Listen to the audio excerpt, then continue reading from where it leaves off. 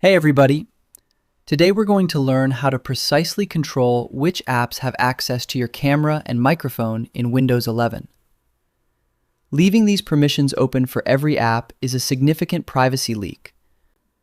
First, click the Start button and select Settings. On the left-hand sidebar, click on Privacy and Security. Scroll down to the App Permissions section and click on Camera. Ensure the master toggle for camera access is on, so you can still use it for trusted apps. Now, look at the list under Let Apps Access Your Camera. Find the specific app you want to block, like a social media app or a game, and switch its individual toggle to off.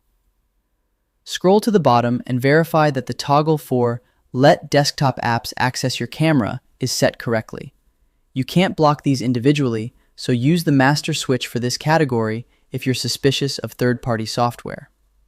Now, go back to the Privacy and Security menu and click on Microphone. Just like before, keep the main microphone access toggle on, but scroll through the list and switch the toggle to off for any app that doesn't need to hear you. And that's it. You now have total control over your system's eyes and ears.